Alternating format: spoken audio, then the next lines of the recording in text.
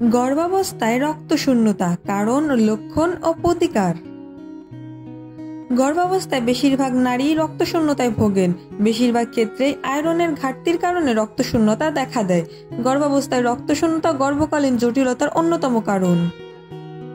এটি বিশ্বব্যাপী একটি স্বাস্থ্য সমস্যা, যা প্রায় 50% গর্ভবতী নারীর ক্ষেত্রে হয়ে থাকে।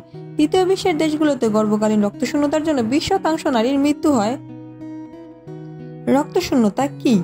একজন গর্ভবতী নারীর রক্তে যদি হিমোগ্লোবিনের পরিমাণ 11 এর কম থাকে, সেক্ষেত্রে এই অবস্থাকে গর্ভকালীন রক্তশূন্যতা বলা হয়। গর্ভাবস্থায় রক্তশূন্যতার কারণ।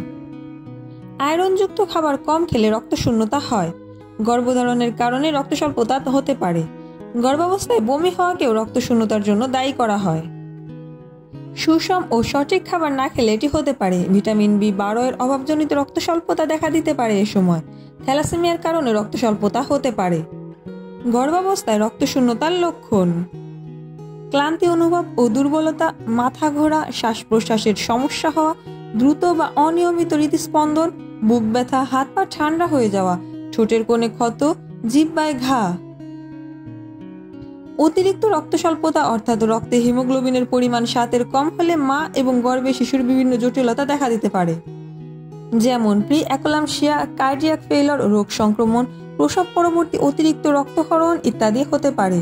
আর সন্তানের ক্ষেত্রে গর্ভের শিশুর পর্যাপ্ত বৃদ্ধি না হওয়া, নির্দিষ্ট সময়ের আগে প্রসব হয়ে যাওয়া বা সন্তান প্রিম্যাচিউর হয়ে জন্ম নেওয়া, শিশু কম ওজন নিয়ে জন্ম নেওয়া ইত্যাদি হতে পারে। গর্ভাবস্থায় রক্তস্বল্পতার প্রতিকার: 1. এ সময় আমিষ, ভিটামিন ও আয়রন সমৃদ্ধ খাবার যেমন কলিজা, মাংস, ডিম, সবুজ শাকসবজি, মটরশুঁটি, সিম, কলা, পেয়ারা, আনার ইত্যাদি বেশি করে খেতে হবে। 2. ডাক্তারের পরামর্শ অনুযায়ী আয়রন ট্যাবলেট খেতে হবে। 3. রক্তে হিমোগ্লোবিন শতকরা 10 গ্রামের কম থাকলে চিকিৎসকের পরামর্শ নিতে হবে। 4. গর্ভধারণের আগে স্বাস্থ্য পরীক্ষা করাতে হবে। 5. ঝুঁকিপূর্ণ গর্ভাবস্থায় সর্বদা সচেতন থাকতে হবে। একটি সুস্থ শিশুর জন্মের জন্য প্রধান শর্ত হলো মায়ের পূর্ণ সুস্থতা।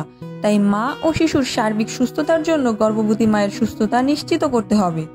ধন্যবাদ।